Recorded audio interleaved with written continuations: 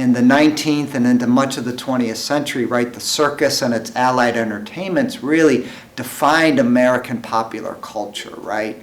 And that story, or at least chapters of that story, are homegrown and come out of Bloomington Normal. So I think it's really important that this community both commemorates and then continues to remember this important heritage, which goes back all the way to the 1870s and the Green Brothers, right, practicing in their family barn in South Bloomington, becoming the Levan Brothers or the Brothers Levan or even the Flying Levan Brothers, and having a well-regarded career. And then the other acts that followed, right? The Consellos, the Valentines, the Lamars, and of course the Wards as well.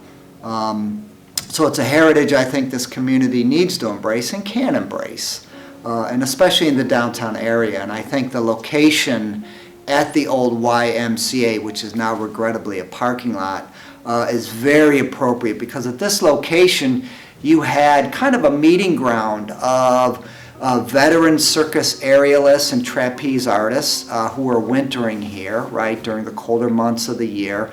I think in 1937 there were no less than 18 aerialist acts that were wintering in Bloomington. In fact, Colton Avenue on the east side of Bloomington was called Trapeze Terrace because there were so many circus families living there during the colder months of the year.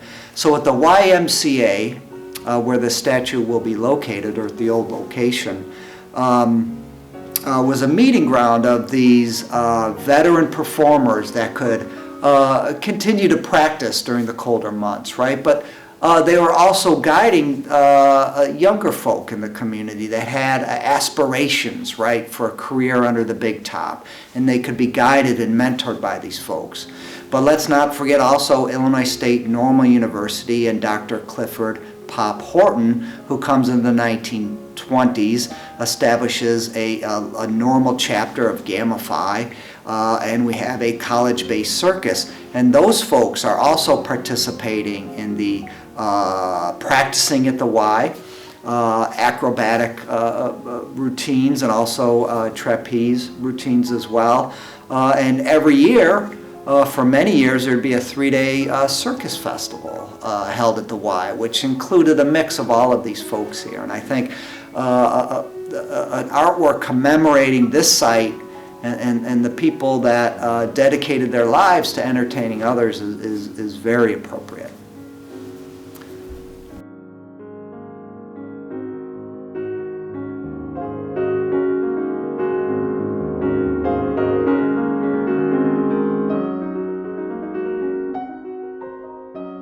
My name is Maureen Brunsdell. I'm a Special Collections Librarian at Illinois State University's Milner Library, where I oversee 4 collections, none of which is more unique or endearing than the Circus and Allied Arts collection.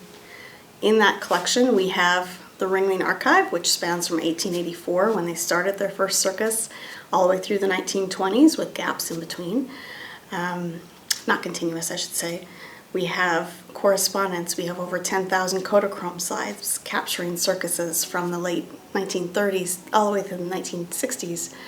We have glass plate negatives. We have every form of photograph that you can think of, imaginable. We have over 1,000 pieces of wardrobe spanning from 1889 to the 1980s on all sorts of different shows, both vaudeville shows and circuses.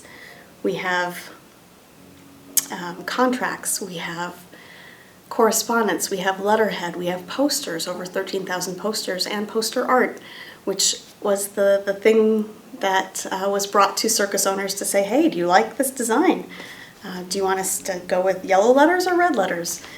That kind of thing. It's a marvelous collection that I'm lucky enough to interact with every day. Bloomington's rich history with the circus, I became aware of that when I became a student, when I went to school here in undergrad 30, 40 years ago. And that was really exciting to find out about that through my exploration of the special collections and the art floor at the library.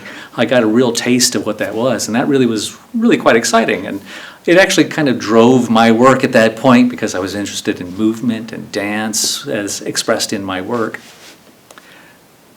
And so when I was originally approached by this, it coincided with the fact that my daughter was actually at ISU and starting into the circus as well.